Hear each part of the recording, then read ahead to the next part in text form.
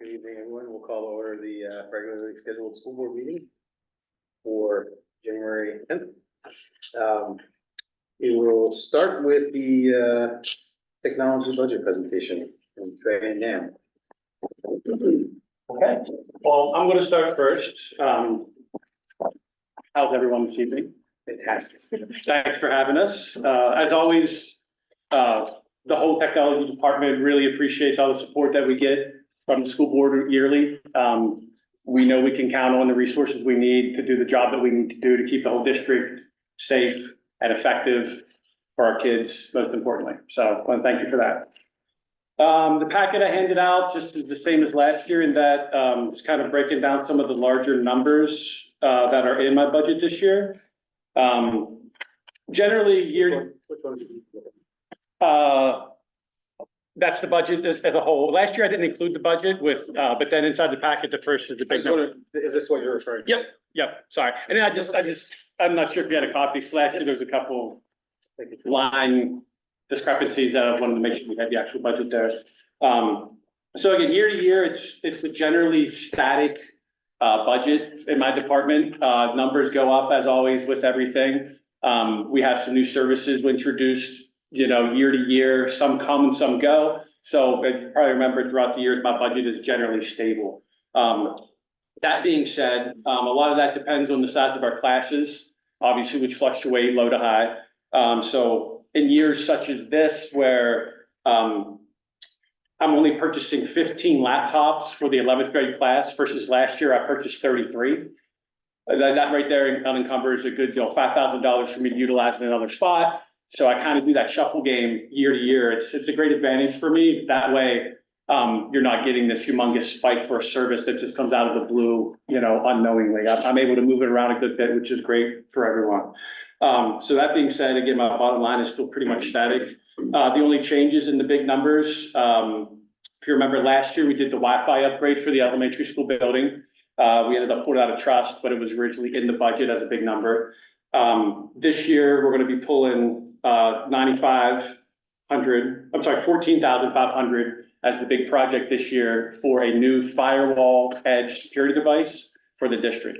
So in a nutshell, what that is, it's a hardware appliance that separates our network and resources from the outside world.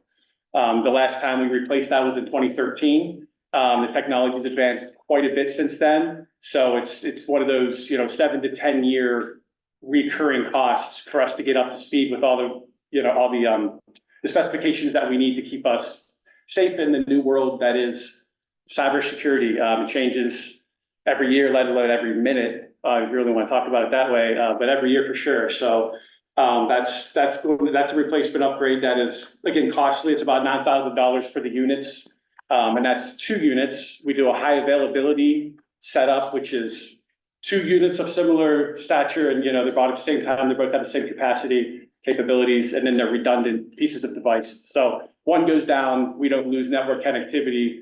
We are redundant in our network from the inside to the outside at that point. So you're basically paying 2 times for it. But that redundancy over the course of the life of the device is definitely worth that peace of mind to know that one device goes down, we'd be dead in the water with all of our digital instruction. So we have to have that redundancy for each piece to make sure we continue, God forbid, we have a hardware failure. And then on top of that, core network upgrade is the core switch, which is a device that all the Wi-Fi plugs into, all the desktop computers plug into in order to distribute the network resources throughout the building. The core switch that we have right now was also purchased in 2013, so that's due for a replacement upgrade. Once that happens, that puts the entire network infrastructure, as in all the switches I have in all the buildings that connect all the devices within a 5-year life cycle of each other. So there won't be this forklift upgrade in 5 or 7 years where everything has to come and go again like it did in the past. We'll be able to piece it out now within a 3 to 5 year cycle and make it more manageable within the budget at that point. Still keeping up with the trends of technology and all the specifications that we need to have, again, to stay safe. So that's what that 14.5 is.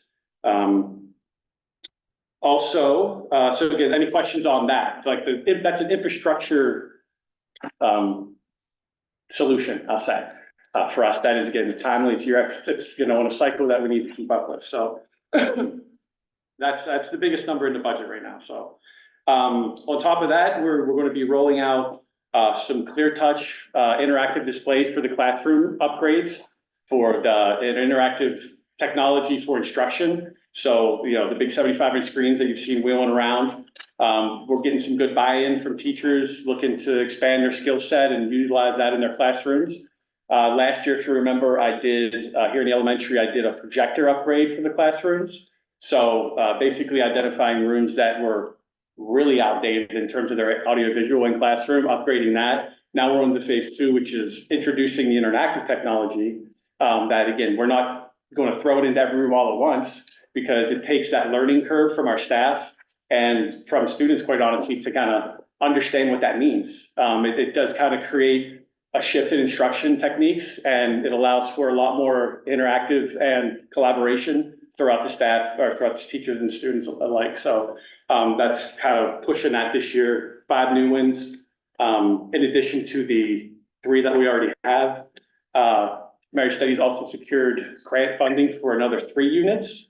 So coming into next year, we're going to be really into the interactive technology in the classrooms and upgrading that whole suite of tools that the teachers will have available to them.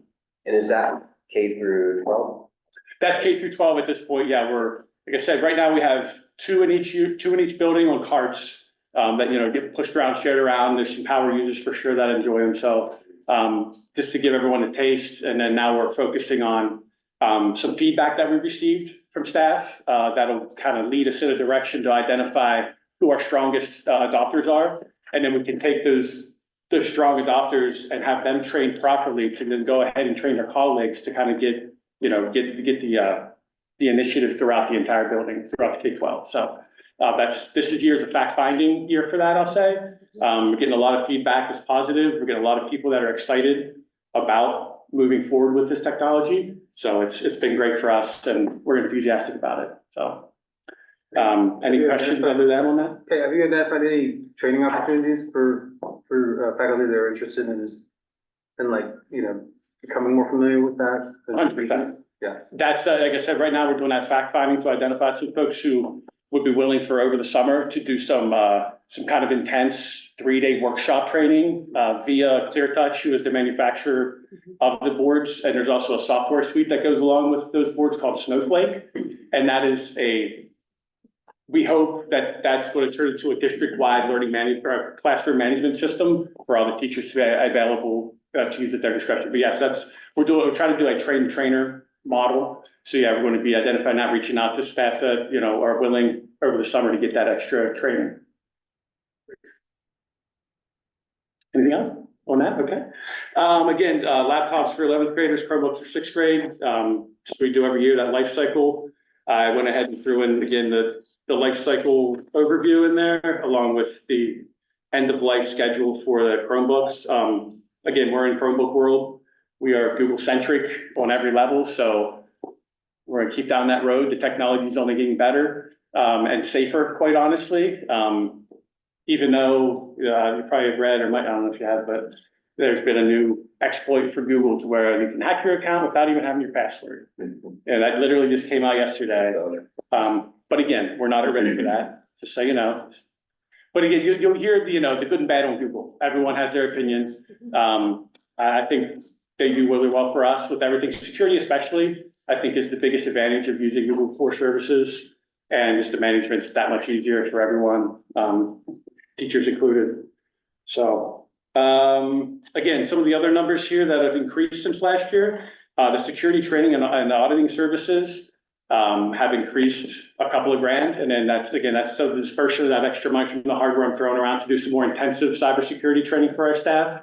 Have some professionals possibly come in during in-service week and do some hosted trainings from some true professionals that are direct to the point and, you know, kind of maybe get that across a little more efficiently than what I can or do. Excuse me.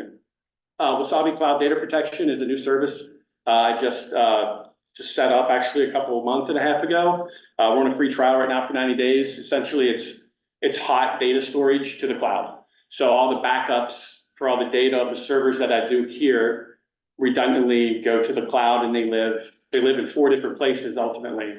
But Wasabi is a service based out of Boston, unbelievable pricing compared to what we had last year with Rubrik. So that's a little, like I said, a little more peace of mind for us in recovery, ransomware recovery, data recovery, storage, all FERPA, COPPA, HIPAA compliant, everything within where it needs to be, and they get a really reliable resource. So is that like a backup to a backup? Backup to backup, yeah, 100%, yeah.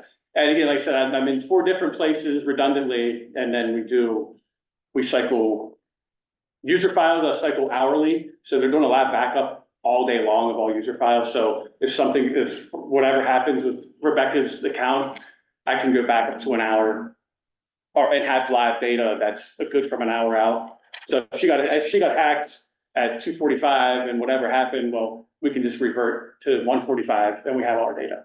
That's kind of the system we have set up right now. And again, that goes in 3 or 4 different places. Which again, at this point in life is necessary. If you're out with your personal accounts, especially if you're not using unique passwords and kind of making sure you know where your stuff is, you're at risk. That's just anyone in the world at this point. So we do what we can here to maximize that or minimize that risk rather. Alma went up this year for us in pricing a little bit. The website hosting went up a little bit. So that's pretty much the big numbers. Any questions on? Those numbers, the changes from last year? Yes. Looking at that? Yeah, these are the current. So Alma went up 5,200. Yeah. Well, it went from, I think it was 50, I think it was 5,000 even last year. Oh, so it went up It went up, a couple hundred. it went up 250. And again, this was our contract renewal year for Alma. And Alma is currently under contract in the state of New Hampshire to provide all of the testing data resource and everything for the New Hampshire State SAS testing.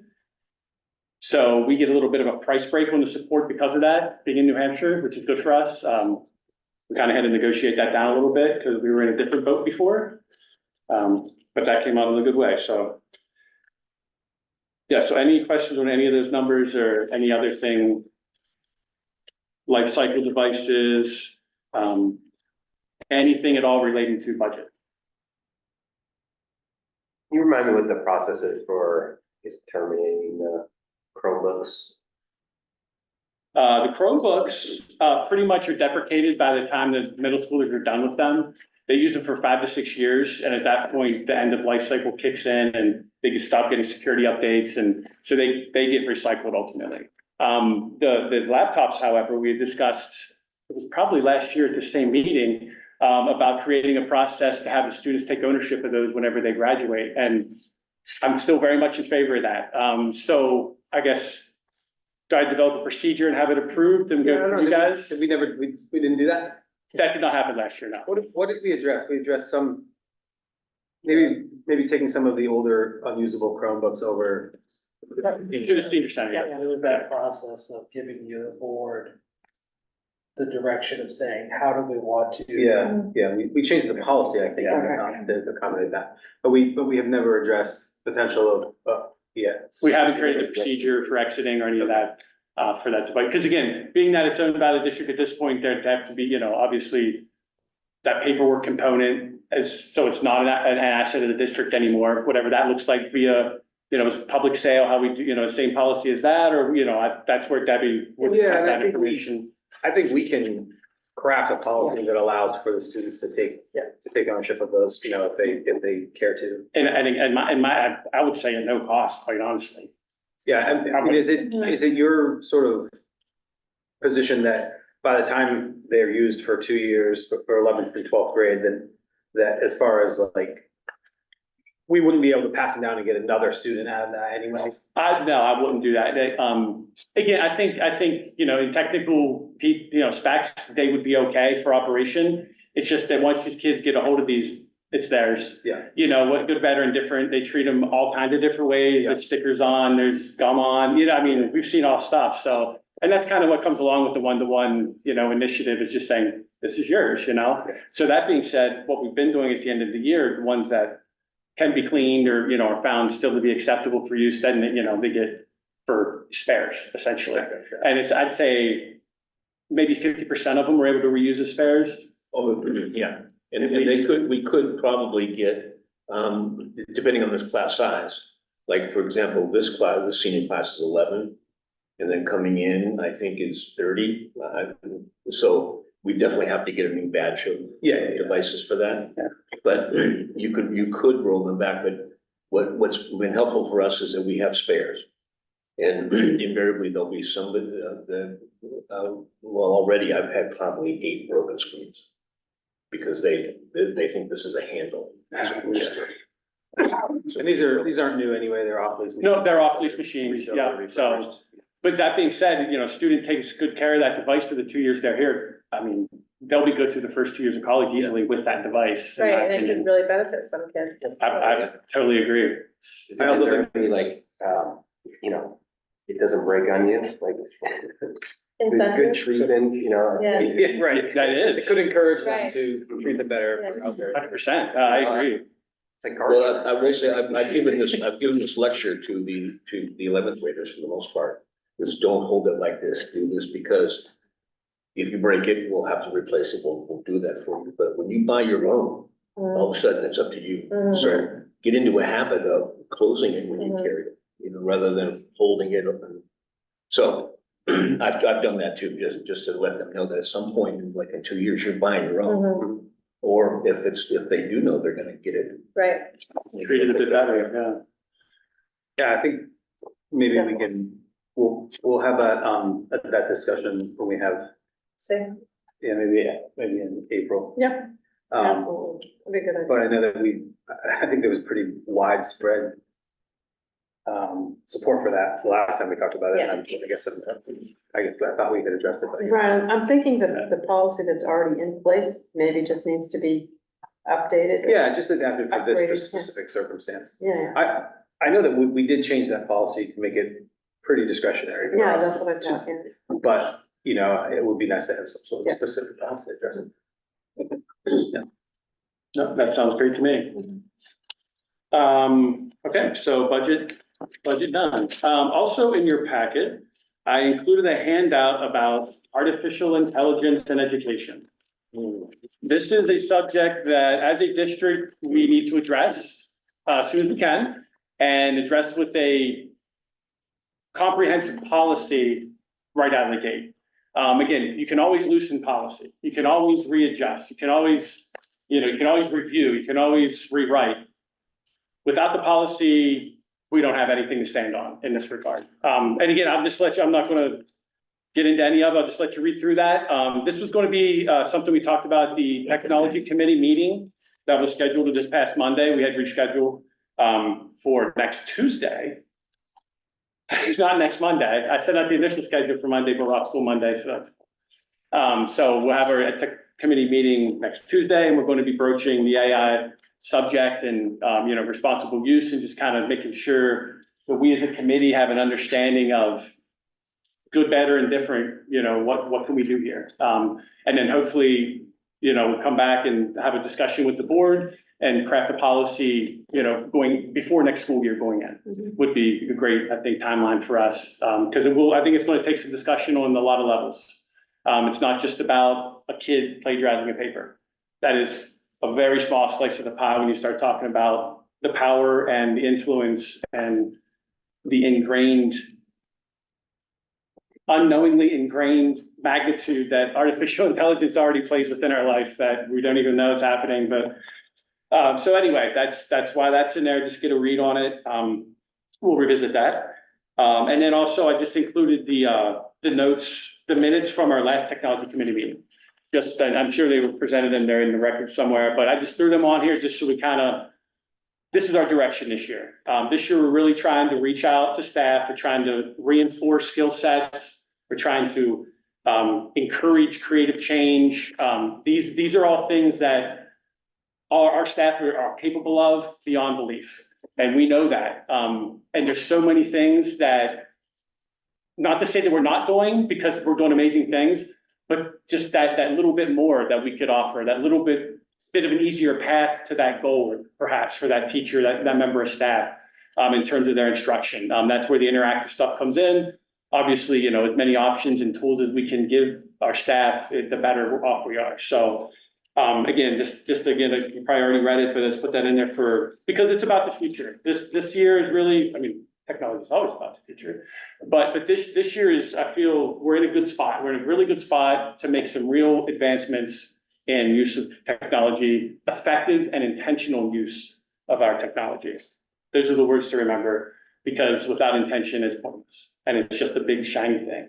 And I don't want to waste 1 cent on big shiny things. I want to make sure that things we have are purposeful and intended and used properly, so.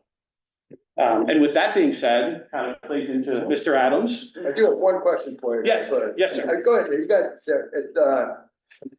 obviously you have everything that you need budget wise. Wait, I ask you this every single year. Yeah. Is there anything that you want that you don't think you can afford that you think we should have that we can help you with, or do you think you have everything here that you need? I look at it like, again, I look at it in a cycle, a year-to-year cycle, 3 to 5 year cycle. That's why I say this year, that's to your point, I think this year is very important for that.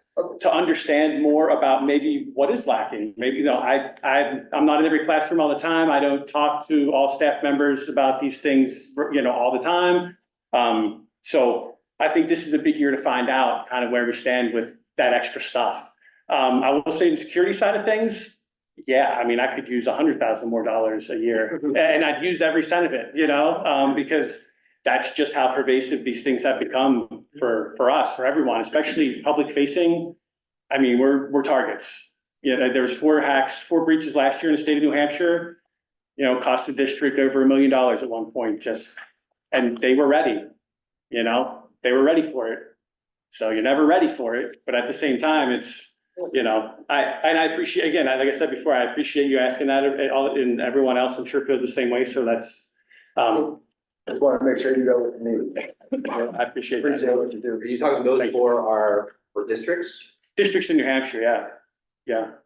And again, that sometimes they don't even get reported. I was gonna say, that's as many as you know. That's amazing, yeah, so it comes down to the scope and scale, ultimately, you know, if you gotta get the feds involved, which again, if anything ever happened, that's what happens. I mean, there's no gray area about that, so, and then they start talking about loss, putting numbers on things, then you're in the news, you know, we don't wanna be that.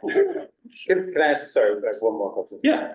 Along those lines, you have the $5,000 in here for security training and auditing services. Does that include like, are you doing like phishing audits Yeah. at the school? Like, Yep. you know, like. Yeah, the fake phishing, and AI has made that just a whole new ballgame.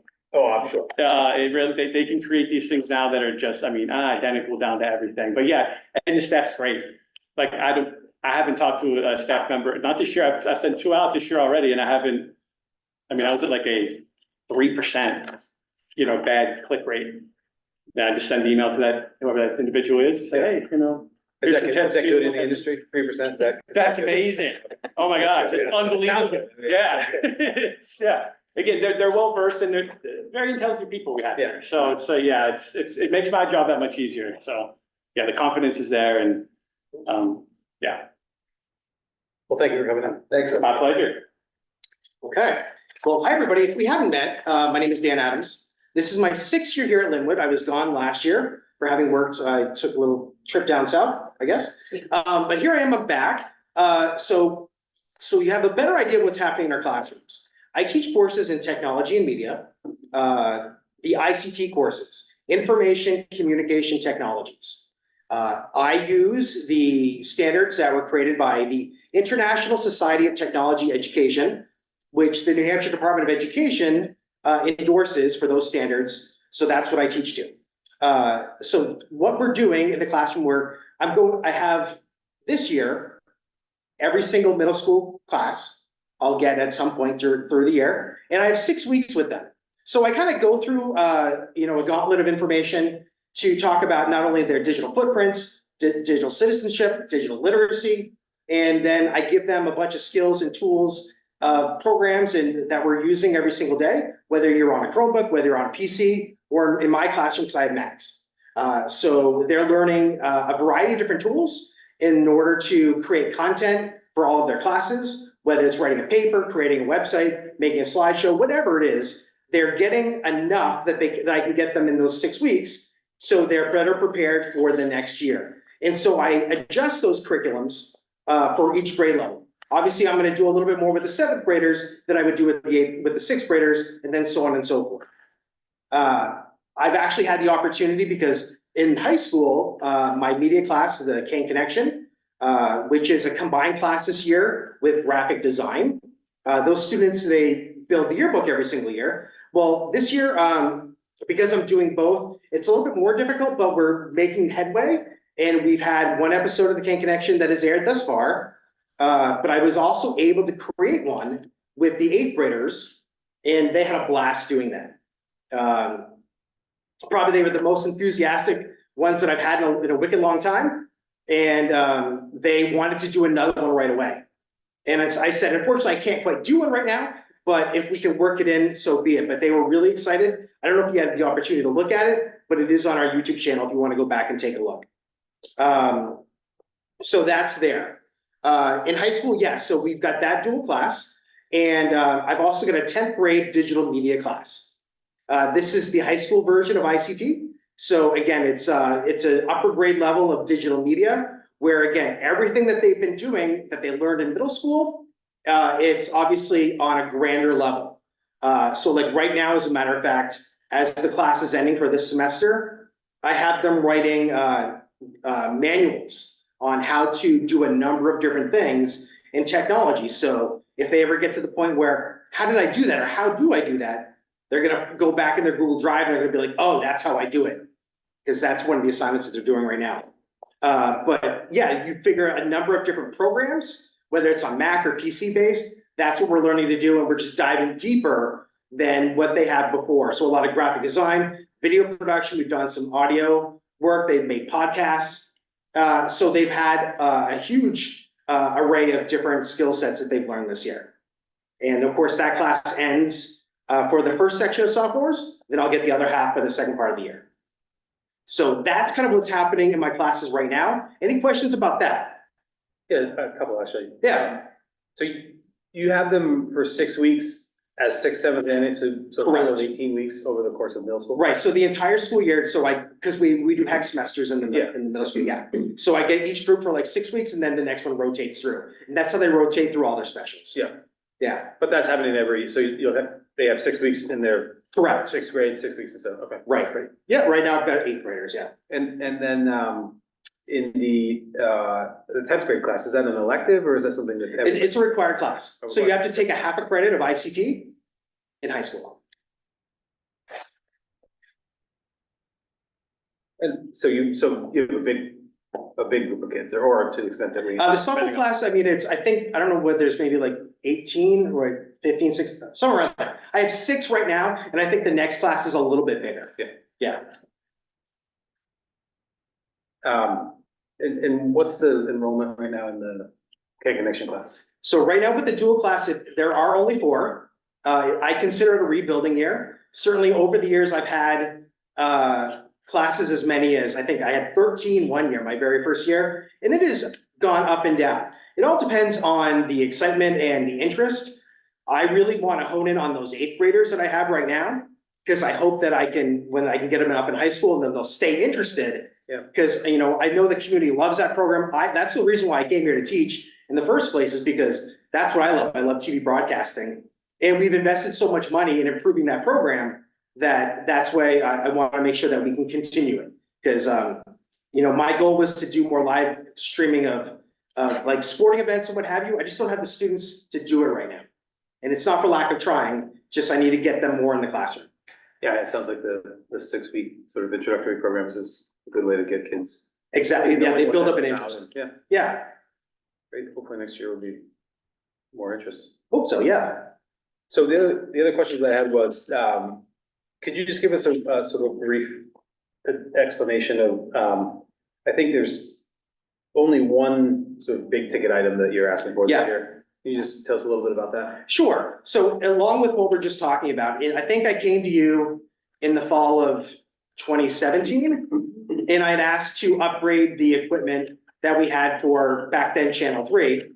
And you guys gave me the funds to purchase what is called a TriCaster. Now this device, it's what all the cameras connect into, And it's the software that actually allows us to make graphics happen, make lower thirds, the things on the screen, things fly in. If you watch our program, you see that I've got a virtual set, which is bricks and like there's a TV there. It creates that. That machine is nearing the end of its life expectancy only because it's Windows 7, which they're not supporting Windows 7 anymore. So it's my fear that at some point, it just may not continue to work. So I proposed the possibility of purchasing a new one, which is going to be like Windows 11, which is what we're on right now, to kind of think forward for the future. I recognize it is a big ticket item, and if it's a possibility, I think it would help stabilize that program and continue to let it grow. Because certainly after my first year, when we had some equipment that I had seen when I was in college in the 90s to where we are now, it was like a huge jump, and the quality of our productions went up immensely. So I think that's probably the best explanation I can give you as to what it can do and why I would like to see us refurbishing or getting a new one, basically, yeah. Yeah, and that's just keeping things operating, right? I mean, we're talking about not a major significant upgrade, more or less just getting us a piece of equipment that we can count on working for the next 5 or 6 years. Yes, you know, like, so there's actually something else that I can use if for some reason that machine crashed like tomorrow. I have another system that I can use that can kind of do what it is that we want to do. But if I'm going to show the kids what they actually would get into if they go and work at, say, WMUR, then this is like the closest thing that you can get into it that's like in a high school, right? Without spending $60,000, $70,000 at like some of our CTEs have. So. Okay, so that's about the classroom stuff, but my other job, yeah, go. Okay, I was thinking about your, I guess the first part of the conversation and the clear touch displays that Trey was talking about. Yeah, I was just gonna go there, yeah. Oh, okay. Yeah, so the other half of my job is being a digital learning specialist. So the old term was technology integrator. So now it's digital learning specialist. So I've been working with faculty this year and having a number of conversations to see, well, first of all, I wanted to really reduce any anxiety that teachers may have with integrating technology and using it in their classrooms, because I understand that, you know, technology can be tough. Even I've used it for a number of years. You know, I enjoy it. I'm pretty savvy. I still have an off day where I'm like, I don't know why this isn't working, right? So I can only imagine what a teacher that has been doing, you know, some other curriculum for many, many years, and they're used to, you know, just using their overhead projector, right? That having something new might be difficult. So I want them to know, like, let's reduce any anxiety that might be there. And let's just talk about what your curriculum is. What are you doing in the classroom? What do you want to do? What do you think that maybe something that we can use the SAM model of technology integration, which is substitution, augmentation, modification, redefinition. We use that model and we try to find small ways. And Jason and I, we had a good conversation. We just basically came up with, let's make small wins. If one teacher takes one step where they haven't been before and they try something new, then that's a small win, right? And they're expanding their mindset and their skill set with little baby steps, right? You know, don't get me wrong, we have a number of faculty members that are incredibly savvy with technology, and then we have some that use it and they're competent, but I think just with like a little bit more of a push, then I think they're ready to take a bigger leap. So I've been having these conversations right now with teachers here in the elementary school and within the middle school as well. Hopefully by the end of the year, I'll like reached everybody and we'll have some really good more conversations, but it's all about what are you doing? What can you do? And what can I help you with? I have periods of the day that are set aside for just this. So after these conversations, which have been incredibly meaningful, I've gone back and I've done research on ways that they can do just what we talked about. And then other things that they've approached me with are like the clear touch, right? Because we do have 4 of them. There's one in my room, there's another one in Dory's room, and there's 2 in this building. And now that they've seen them, they all want one. Because they know what it can do in the classroom. Because think of this, you've all got some sort of technology, I would imagine, This is a big Android tablet with also a PC built into it. So you can do so many different things, not only because it's a tablet, but because it integrates that PC technology as well. And like what Trey talked about with the Snowflake software, which we're just starting to tap into and learn about. I didn't even know it was there until Trey did it in service with me like a couple weeks ago. And then I've been able to go and have these lessons with the teachers that have them in their room and kind of give them a little bit more of a walkthrough and an understanding of what it can do and what they can sort of like either replace or modify what they're doing by using these ClearTouch screens in ways that they haven't been before. Because a lot of people are just used to their overhead projectors, and then they're just showing what's on their computer screen. But you have the interactivity of these boards, and so they're able to do more things. Like, for example, the elementary teachers, they want students to come up to it and they want to touch it and interact with it and work on, moving and changing things around, which is just one of the things that it can do, right? So they see that ability to totally redefine what it is that they're doing in their classroom. So I think if, regards to Joe, when you said like, could we get money for anything? I'd be like, let's put them in every single room because I see a benefit for them. So, yeah. Is there any consideration about like, student integration into it? I guess the vision that I was having is, 11th, 12th graders, building PowerPoint presentations about reports, and like that to me is like the perfect, opportunity to like wheel this. I figured we had the robotics presentation in here at one point. Like, how awesome would it be for a junior or senior to be able to have a senior project or something up there, and it's on the screen. Absolutely. And people, is that in the plan? Is that? So well, the really cool thing is that you can integrate Google Drive into it. So any of the work that you do on it, because like it can record the screen and everything that you're doing, and it can save it to that. So then it's easy for them just to call up whatever their work might be that they did within our Google Suite for Education, and then it's there. So just like if rather than them like here's my computer screen, let me just hit spacebar and go through it, then they can interact with it and make things go by using the screen in that capacity. If that's kind of if that answers your question. Yeah, so are you allowing them to utilize that? Sure. So I know Dory's integrating it in her classes. It's sure. In mine, we've had opportunities where they've come up and they've used it and they've demonstrated stuff to me as well. Yeah.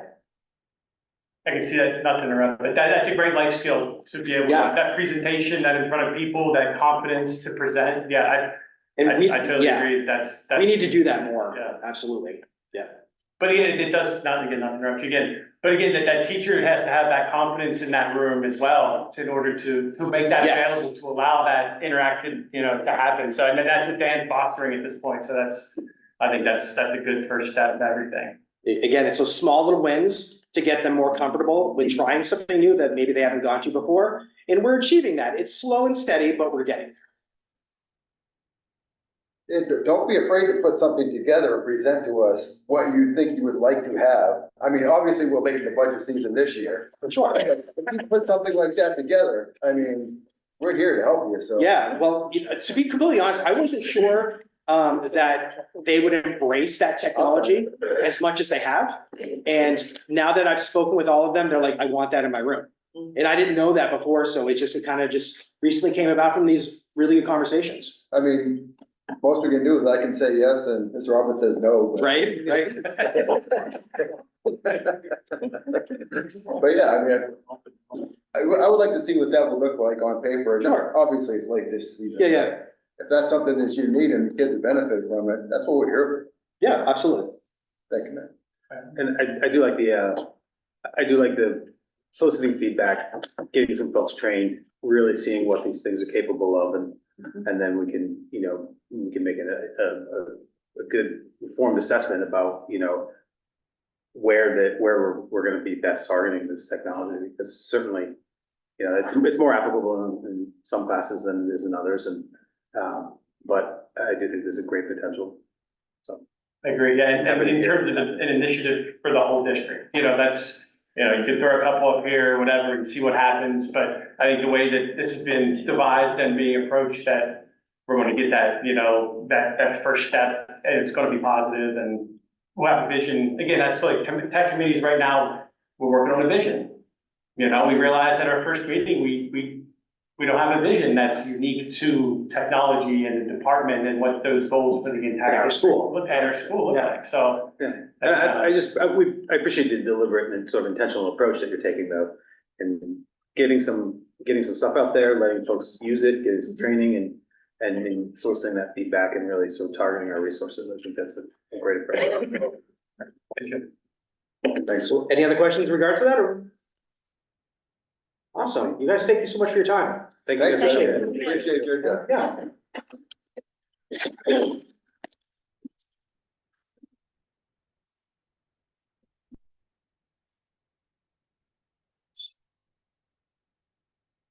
Next up is the approval of the minutes from December 15th. Make a motion to approve. Thank you, Jed. Thanks, Joe. Any further discussion on that? That's great. Hearing none, all those in favor signify by saying aye. Right? Opposed, abstentions, Abstain. and that motion carries. And you voted aye, yeah? Yeah, okay, sorry. I abstain. Yeah. Next up is the approval of the non-public minutes from the. Make a motion to approve. Second? Thank you, Joe. Any further discussion on that? Hearing none, all those in favor signify by saying aye. Aye. Those opposed, abstentions, and that motion carries. I was a couple minutes late. Did we not do the David Webster? No, we're gonna reschedule that. Yeah, we did. That was supposed to be down in the science room, right? Correct, and that will be postponed for another time. I saw we did have correspondence from the district's attorney about our foreign project proposal. Yeah, Is so that- that's coming up on your agenda. Oh, okay. That'll come right into I didn't receive any other correspondence. Yeah. Did you receive any other correspondence? I just did the NCS letter, Yep. newsletter and the detailed activities calendar. Just on the NCS letter, this one newsletter happened to have, gave examples of how they supported the districts in the North Country. One of them was the, what's happening with the science that's out there, the eclipse, and how they already pre-ordered all of the, classes. They get grants for that, and they have other trainings that the districts can be involved in, and like I said before, our staff itself, Rebecca's really on top of that, so she'll be kind of like taking over that science. And that was it for the board communication. I heard it was gonna be cloudy that day anyway. Probably a reliable forecast. 70% chance. All right, I don't see Deb, but is there any business administrative reports in there? Deb is not here this evening, but we do have quite a bit to do with your budget. Okay. So your manifests on the table for the board. Yep. You guys already did those? Yep. Hold on, okay. And you have a copy of the debt payments that was requested for 24-25. That's the new blue folder. That was just a review of the debt bond payments. Mhm. Okay. Is that, is that? I think it's this one. Is it in your folder? It's the one that's hole punched for your budget binder. Yeah, that can go right into your budget binder. The way it is. Sure. Look at that. Thought of everything. You don't even have to punch it. Right there. Okay, so that's anticipated payments. Okay, so that's it for now, okay? Now I'm gonna go into the superintendent's report, because we're gonna go back to all the Deb stuff Okay, at the other agenda component. Okay, so, the district will be moving forward with the year's, school calendar. So next meeting, you'll get a copy of it, and you'll be able to look at it. In the meantime, the administrative team will be looking at that and then giving it to the association. to give input to that. What I did explain was that this was a little bit different as far as, developing it for the 24-25 is because the other school districts that we work with, the CTE programs, so you have one in Littleton and one at White Mountain Regional High School. And they receive state and federal money, for those programs, excellent programs. And what was happening was some of the calendars between the two CTE programs were not kind of jiving with the district's program. So the districts were losing out on some days. You can only lose out on so many days. You have to match up the calendars in so many days. So White Mountain Regional High School backed up their calendar to before Labor Day. They've never done that before. So now they're gonna start before Labor Day with teachers and whatever. So they're now a little bit more on track with the rest of the district. We're only missing a couple of days, so, which we can't change. It was professional development days. One was in March, and we have that particular day because there's voting going on in the school. So that was the only really day. The other professional development day in October, all matches all of it. We've always kind of matched some of them. So we didn't have as much problem sticking with the calendar. So there are some limitations on the calendar as far as how we can change it, but we won't notice it because we're keeping with the same, days that we have. It was mostly a lot of the other days, but it took a couple of meetings to get that straightened out. It was interesting, but that part is already taken care of. So you'll be getting that at the next meeting. Again, the eclipse is coming up. The only thing that I would ask the board is if you agree with a 1 o'clock dismissal on April 8th, so that the kids could be assured to be home at the 3:30 mark to be able to witness whatever they could possibly witness with the eclipse.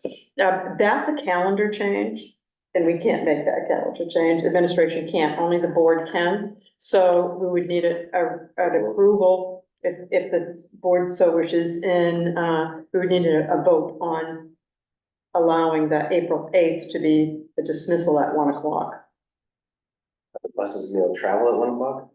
Hmm? Are the buses gonna be able to travel at 1 They o'clock? can they'll be available at 1 o'clock. I know they'll be available. I'm just concerned about the roads being. Oh, I traffic. know. Well, everybody will be where they're supposed to be by 1 o'clock. I've never experienced it up in this area. Has it ever? Everyone keeps telling me it's very busy. When I was in elementary school, we went outside during the school day and observed it. Yeah, we walked through my well-being home, must have been the same one.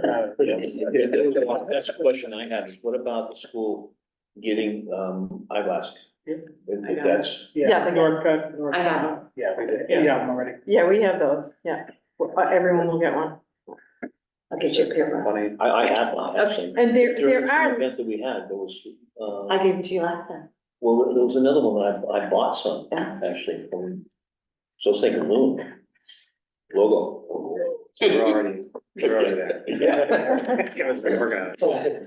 So do we want to vote on that, or? yeah, if we could vote on that, that would be something that we could do right now, and we could just go through it. So the proposal is to have an early dismissal on April 8th. To dismiss at 1 o'clock. Right. Okay. Just to make sure that everybody can get home in time. That's very correct. And I jump in? Go ahead. Part of the conversation at the superintendent meetings, that Dr. McGann shared with admin was that the state was kicking around, how do we handle Oh, right. this in terms of, Yeah. do we let people just take the day off, free and clear, not have to make it up? Do we make like they were discussing, there hasn't been any movement from the DOE at this point, knowing that we want to do something here at school in terms of, and I know, Rebecca, it's in my report that, we kind of started that in terms of the committee piece. What does that look like? Did we want to plan something big and keep kids after school or have parent? And really, we kind of said, let's just kind of move ahead with let's do some pre-activities. Right. Leading up to it, and then whatever we decide to do, what you guys decide to do as a board, we can't wait for the state at this point because it's basically the middle of January. I'm wanting to get that information out.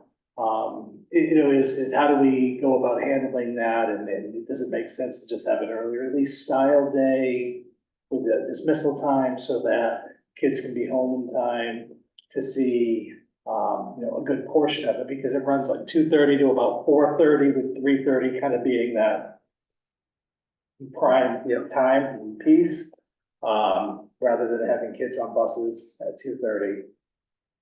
So. So is there any sense of the state like coming to a decision on this? Well, just recently, we heard that they're applying for a school holiday, to see if the, legislature, whatever, body is going to make that decision. They are proposing, the Department of Ed is proposing that, so that we could, that would be considered a day where you wouldn't be, no one would be in school, would not have to make it up, so that year it'd be 179 days. We can always change it, they do that. Yeah, Well, I guess that was the question, is if we decided to make a change. Yeah, it's not written in stone for us. Yeah. The board can change it anytime they want. Yeah, I mean, if the legislature announces that they're approving a no day for, Right. then it's. But, yeah, I mean, if you guys think it makes sense at this point to vote on that. Yeah, just from a timing standpoint, wanted to have something out there versus Right. waiting. Yeah. We don't know when they'll. Yeah. Will it be February? Will it be March? Well, Is there a scramble? Say, in the communication though, it would seem to make sense that, we are, I'd say, if we decide to approve one early dismissal, then say, there is discussion amongst the state about this potentially being a no school day, and that is still in discussion, but at this time, we're proceeding. I just be careful putting that out there, because some people will be confused about, like, just like saying, oh, I thought it was no day, and then, if we just put out, we're gonna do an early dismissal, and then we can, that's, I guess I would leave up to administration, but sometimes less information is, in that regard, it will be less likely to cause confusion about what we'll do. Yeah, I guess, my side of it was, all right, we're gonna make this change, we're gonna have this change, and then 3 weeks later, oh, wait, just kidding, it's gonna be no school. Yeah, I mean, if that happens, we can always, we can explain that this was. Blame the state, yeah, blame the state. That was. Exactly, right. Bureaucrats not competent. We were trying to do the right thing. The last thing was, from the School Board Association, because they track bills. And there's the House Bill 1471 declaring the total solar eclipse a school holiday. And there was a public hearing at 2 p.m. on January 8th. So I haven't, which was Tuesday. Yeah. So, but there's nothing further yet from the school board. Yeah, the committee probably has not voted on that. What was the bill? It's House Bill 1471.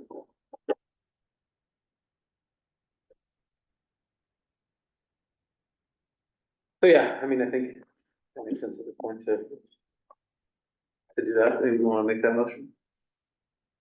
I'll make a motion to dismiss at 1 p.m. on April 8th. Second. Thank you, Jasmine. Thank you, Joe. For the purpose. For the purpose of nothing other than the eclipse. 2024. 2024. Yeah, no, and I do like the idea, we have a little bit of pre-release activities related to the, that's what it's all about, get kids excited about it. Yeah, educate them. About the anniversary of it. Just remove the home. Any further discussion on that? Hearing none, all those in favor signify by saying aye. Aye. Opposed, abstentions, and that motion carries. Okay, so just on some, updates on the 24th meeting, Mary Steady will be updating information on the letters reading literature, which is your science-based, approach to reading and writing. And she will have teacher representative, as well, presenting and sharing the impact of that and, with student learning.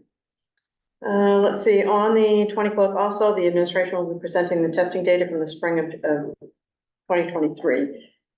Let's see, I did send a letter to, on behalf of the board, a letter to the LWEA notifying them that the board will remain with the current snow makeup day schedule rather than implementing remote days. So that went out. Oh, and I apologize. I did get an email about that. Okay. From, Tom. from Tom. Yeah. I'll just see, Yeah, he did that, 'cause I was just like that. acknowledging that Yeah. we're so, that they received it, right, they received our notice that we're deciding not to make any changes Mhm. this time. right? So, sorry. Okay, let's see, and that's it for me. The rest fit into the agenda. Okay. There's one more thing I just want to remind people of, is that the candidate filing date is January 31st to February 9th. So you cannot go before then? It has to be after the 31st, Short window. okay, very short window. So, Especially for those traveling, they need to plan that. I think it's Ashley. Ashley's the other one. Yeah. All right. Okay, so the rest of the dates, upcoming dates, I'm gonna keep them on the back, because it's quite a few coming up. But you have your graduation's gonna stay on June 7th, no matter what snow days you have, so we're not changing, that date. The only one that might change a little bit could be your 8th grade continuation, but, we haven't had any snow days. I think the delay works out good. All right, so I was a little worried about it last night, especially when I woke up this morning at 5 o'clock and the wind was about Little hit. 100 miles an hour. I was like, we can't have kids out on the streets with sticks flying everywhere right now, like waiting for a bus. But it calmed down, it's good. Okay, so principals report. Yeah.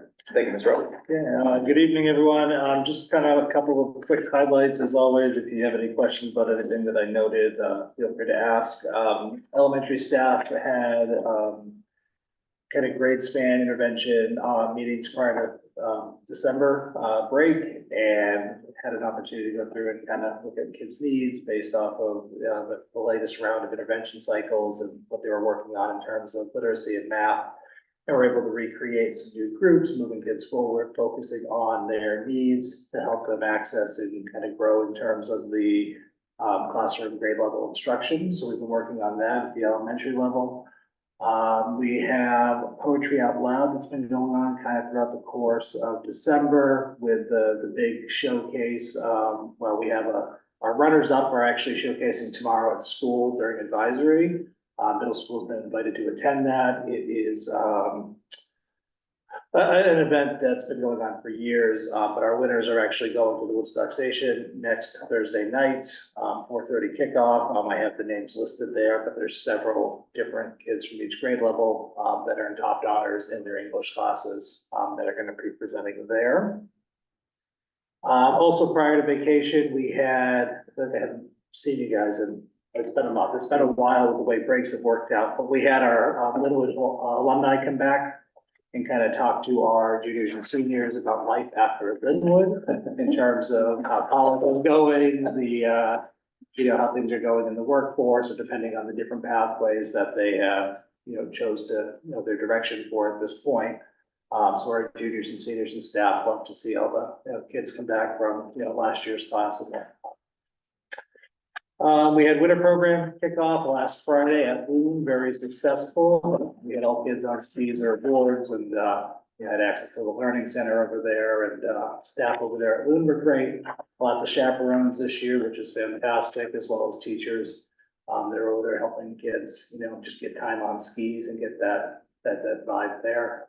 Snow was good. Walked around for a while, helped some beginners, picked them up off the magic carpet, but kids are already starting that progression over these 2 hours, which is always great to see. Weather looks, I think, solid for this Friday afternoon. The weekend is the weekend, but be kind of nice if we can get them that consistency piece that we weren't able to do last year. I think it took us about 8 weeks last year to get our ski program through, just because of rain and slump and temperatures and everything. So we'll see how that goes. And that's so great, by the way. I didn't ski and I walked on it. It was comfortable. And then the last bit that I'll just share is that we've got a team of middle and high school staff working on the civil rights movement and Martin Luther King Jr. Day coming up. We're supposed to kick things off today with a sequence of events Activities on Wednesdays, will be 3 of them, and we just bumped it because of the delayed opening. But we have students in grades 6 through 12 coming together in like kind of, pseudo advisories, where we got the high school advisory, we got middle school advisories joining them, and what we have is a 6 through 12 cooperative opportunity going on, learning about the civil rights movements. And it's gonna kind of build through the rest of this month with a culminating opportunity. It will be on the 31st now. So kudos to staff for doing that. I did put the clips on here. I don't know if you're gonna share about it or not. We didn't connect ahead of time, but a lot of great things going on. Dr. McGann mentioned the data piece that will be coming up, that we'll share at the next board meeting. And then we'll be asked to kind of share that process and kind of where we're at going forward as well. Good, thank you. Any questions for Mr. Arnold? Thank you very much.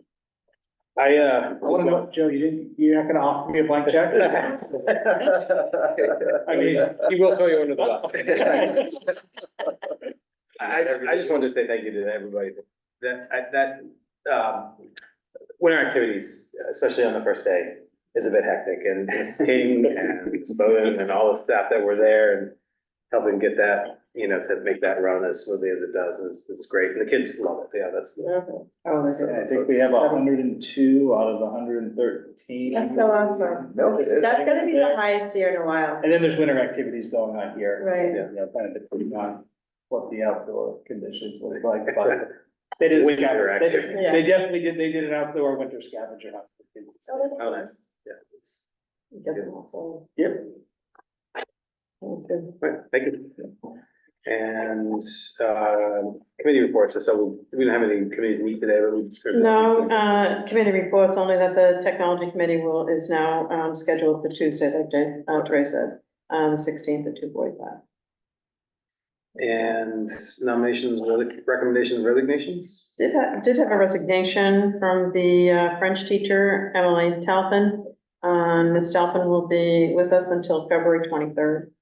So that position has been posted.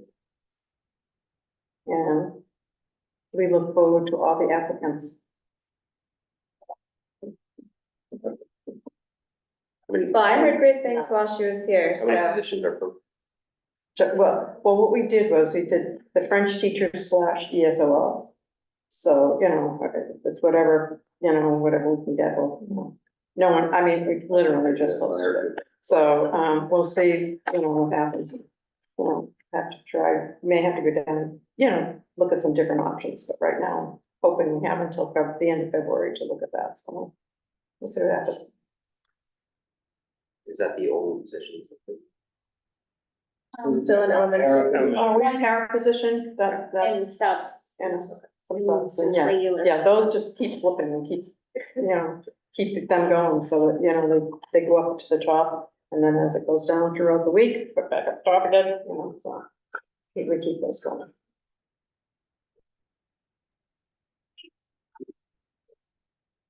Yeah, we took that out. We took the elementary position down at this point Okay. in terms of.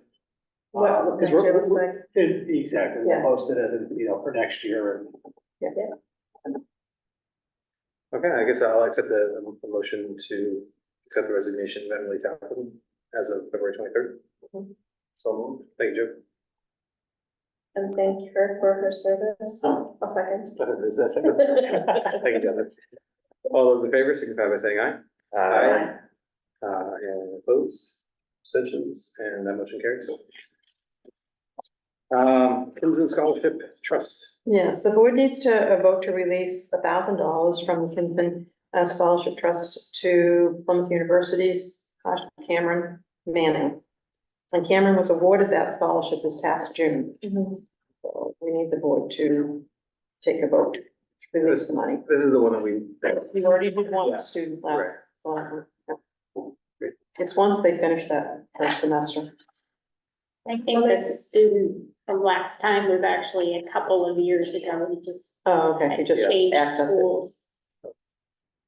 I'll make a motion to release the scholarship trust in $1,000. So that would be two. Cameron Manning, Cameron. Plymouth State University. To Cameron Manning at the state. Thank you, Jen. Thank you, Joe. Second.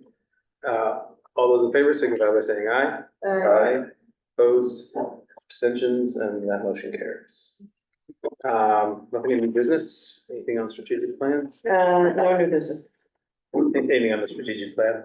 Only that we're continuing to move forward with it. We do have one more year with the strategic plan. So next fall, we will start that process again, so that by the end of your 26, or 25, you will have a new one for the following year. So it takes about a year to get it, but we'll contract with, New Hampshire School Boards Association. That seemed to work well. It did. It's crazy that it's already ending, but it's just because it took so long because of the pandemic. The process Yes. took forever last Yes. time, but it was just because it was interrupted. I because of the agree with you. pandemic. Yeah, I don't It's think time it'll to- take that long. It is, the idea is Swiftly. it's a 5-year. It's a 5-year Yeah. plan, and I think that, next year you could probably even start it in January and have it done in a few months, by April or whatever. So, it took us, it seemed like we were working on it. for a I recall. But we have noticed, and the admin team, we've discussed that we've noticed the intermingling and integration of the NEAS plan process with the strategic plan. It seems to be meshing in very well, so, it's good. And it will be a good opportunity as we go through NEAS. Yeah, to be able to we got some identify things. some of those areas and then, be able to include them, embed them, or add to that, kind of that process Right. as we move, so that this way one supports the other and it doesn't feel like they're Two separate separate plans. processes. Yeah. That's what we had talked about when we were developing that plan, and trying to do that. So now that they're both happening at the same time, it's a good time to mesh them together, I could think. The budget items, Okay, so let's do this one. The budget hearing is currently February 14th. That's your public hearing. And you could have it on the 21st, except we have to get it into the paper by the 23rd of February.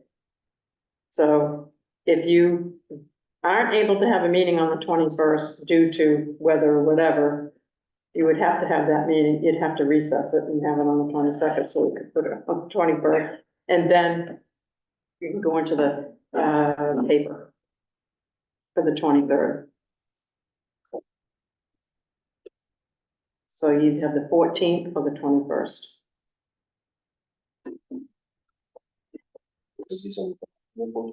so that, the only And reason, Jay will the be here. main reason was because I wasn't gonna be available, but I'm confident that you guys, I'm confident that you guys can handle it. I feel like the 21st is cutting it too close for us. And, Tammy says she's happy to run that meeting and deal with the presentation of the budget. It's something that I don't like to miss, and so I guess didn't realize that it was going to end up being, that cause that many issues, and so I think, fortunately, I'll have to miss that meeting, but I don't think there will be any issues. Okay, so just leave it on the 14th. That would be my suggestion, Okay. unless somebody else has any trouble with it. I think I think it would be fine. Tammy's not here to complain about how we do it, so that's on her. That's what happens. Yep. Um, Yeah, that would be my suggestion. If anyone else have a problem with that? Okay. We'll leave it on 14th. Okay, so your use of retained fund balance, that is the correspondence you received from the attorney. Those are the questions and the answers are there. So this would be, in lieu of a warrant article, right? Yeah, right. Yeah. Yes. Yeah, okay. And maybe Deb's the one to really ask about this, and we can always follow up. You don't need any action on the budget items this week, right? So, We will need some action so that, Debbie can get the warrant together for the next meeting. For the next meeting. So we're gonna take action on this. we have to decide now whether we want to go this route or put it to the voter, put it to a Yeah. warrant article. Yeah. Okay. I think we should do this, if we can do that. I don't see any reason not to. This isn't a controversial issue. that I think the voters are gonna have any particular problem with. This is part of the 10-year process that we've been doing every year. It's approximately the same amount that we've been doing every year. And it doesn't seem to me like it's the type of thing that we really need to.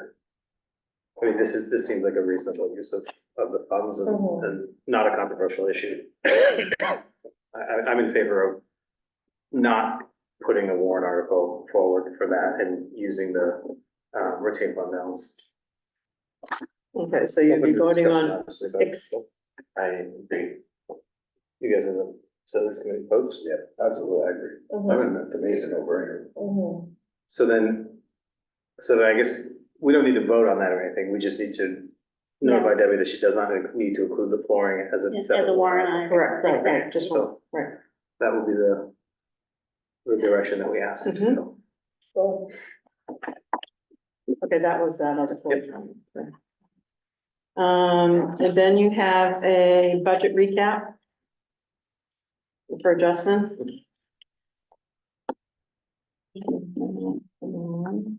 You also received, just back up a little bit, you did receive a document that gave you, this is in your budget binder, but just so, you know, of the account. That was in your blue folder. That didn't include that. Yeah, this is the. The fund, yeah, the trust funds and,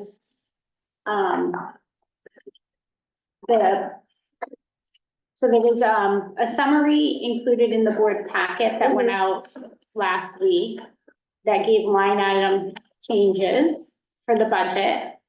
But then in your blue folders, Debbie also provided, before and after copies of the Your budget. budget. First page of the budget to show the bottom line. Right. So you've got the So- breakdown in your packet and then the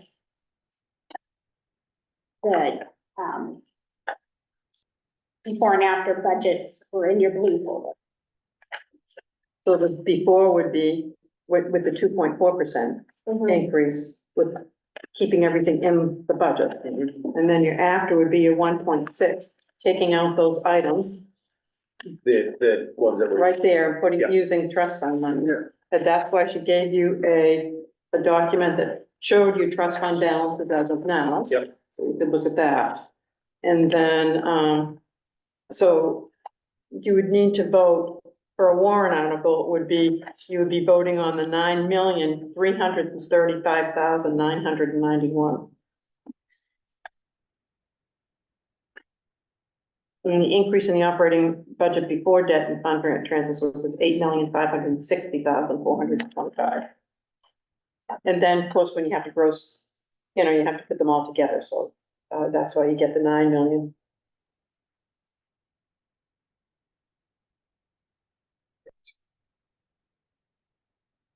So, as far as, there's no voting that we need to do. This, again, we're just saying this is how we would like to proceed. Right, I think you need to do a formal vote on this to say that you wanna go with the 1.6. Do we need that right now, or with? Debbie, we were given very explicit instructions. We will do whatever Deb- It said to vote, That she would like to see a vote from the board to move forward with the budget. With these change items removed and. With our- the, Yeah. yeah, so Gotcha. for the 88, 5, 60, 425, Right. and a total of the 933. 335. Yep. So So I guess. I'm just going with Yeah. our explicit You're doing- notes from Debbie. That helps us. We're just doing what we were told. So, I think the discussion essentially is, we identified a number of items that we were gonna Correct. use these trust funds for. We have the funds available for those projects. Well, yeah, we have the funds available for those projects, because it looks like 12,9. Yeah, it's 21,500 plus 27,000 out of the technology trust, which we have 32 in. And then basically only the 7,700 out of equipment.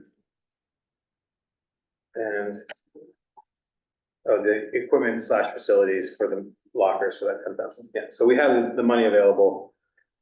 We will be, you know, as is customary, replenishing those trust funds with, you know, unassigned fund balance funds, transfers. Correct. As part of the warrant articles.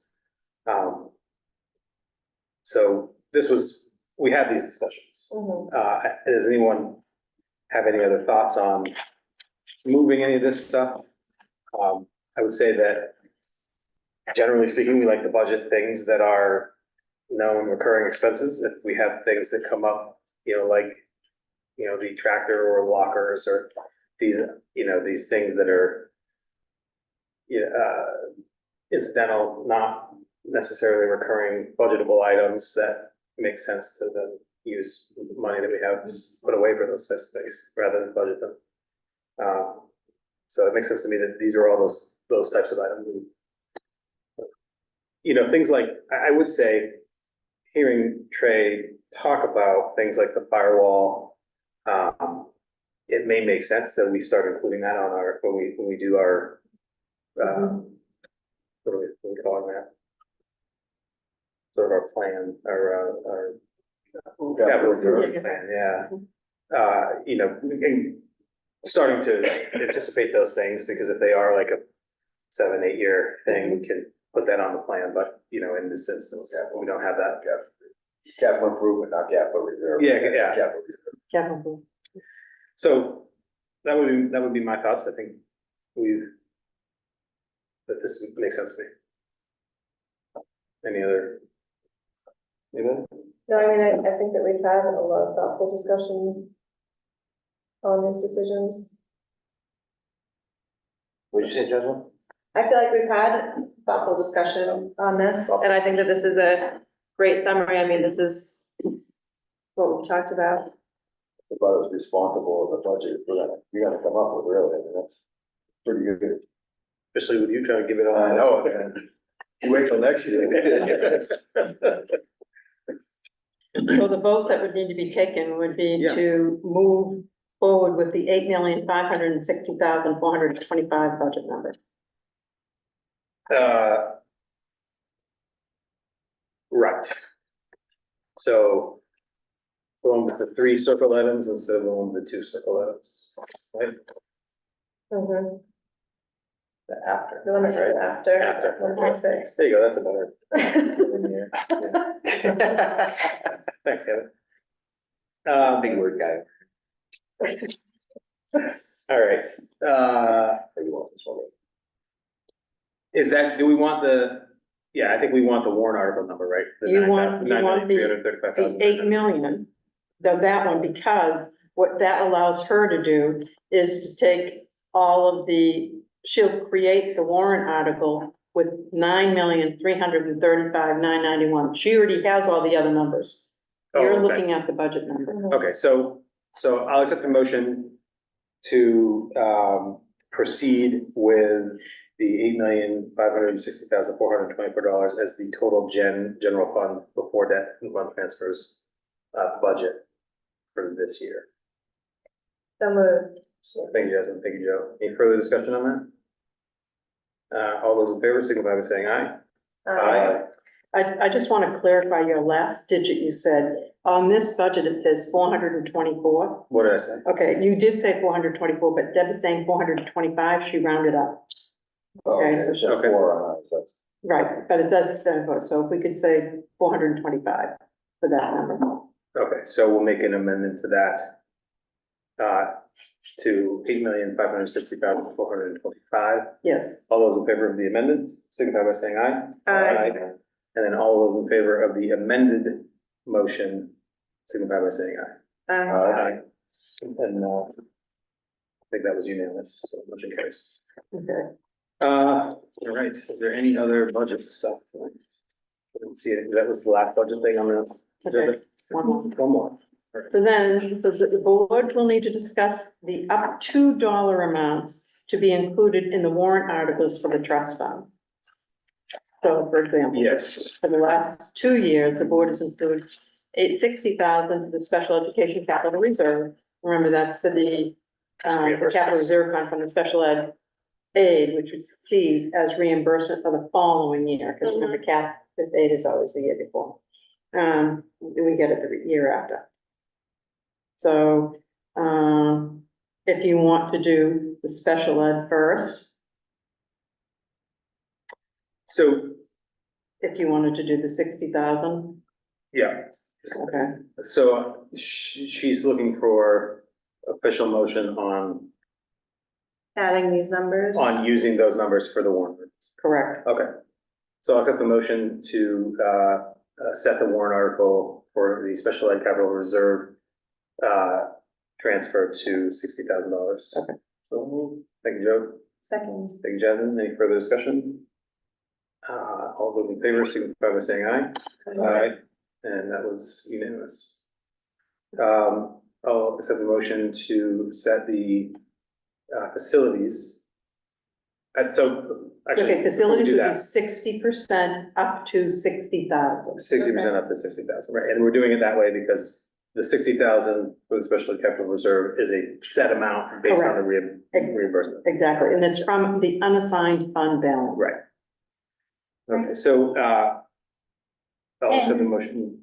This is what we've done in the past. Yeah, it's but you exactly can the same. Sure. I mean, you can do change it. whatever you want. Yeah, I think these numbers make sense. They work well. They do. Yeah, and we did talk about these numbers too. We Yeah. talked about potentially changing some of them, but. Right, I mean, we've taken out the vehicle, or yeah, it you doesn't, didn't do that, right? you know, it doesn't look like we put anything into the energy, last year, but it sounds like this year we're anticipating some additional savings, so we might not need to worry about that, so. We'll start with facilities, I'll accept the motion to set the, transfer to the facilities trust from an unassigned fund balance at 60% of the unassigned fund balance or up to $60,000. Right. So move. Thank you, Joe. Second. Thank you, Casey. All those in favor, signify by saying aye. Aye. And I think that will be unanimous, so that passes. I'll accept a motion to set the transfer from the unassigned fund balance to the equipment, trust, at 10% or up to $10,000. Thanks, Joe. I was waiting for you guys. Second. Thank you, Kevin. All those in favor, signify by saying aye. Aye. And again, that's unanimous, so that carries. And then, I'll accept the motion to set the transfer amount for the technology trust fund from unassigned fund balance to 30% of the unassigned fund balance or up to $30,000. Yeah. So, thanks, Kevin. Second. And thank you, Casey. And all those in favor, signify by saying aye. Aye. And again, that is unanimous, so that carries. That is all of the trust funds that we put money into last year, so I think that's probably all we did, yeah. We're all set. Okay, That's great. it. That's it for budget items. Mhm. All right. We have, I didn't see any students here this evening, so the staff. Not Sorry. Just one thing though, actually just the poetry out loud from Heather and Jen, that the calibration round is tomorrow. And the school-wide championship will be next Thursday, January 18th, at Woodstock Station at 4:30. Bring your kids. Always a fun thing. And there's a lot of middle school students that are participating in the in-between times between the competitors, but 4:30. So there should be a lot of kids, a lot of participation. Thank you. I don't see any community here, Susan. So we need any non-publics? Nope, okay, then I'll accept the motion to adjourn. So move. Thank you. Thank you, Joe. All in favor, signify by saying aye. Aye. That is unanimous. We are adjourned. Thank you.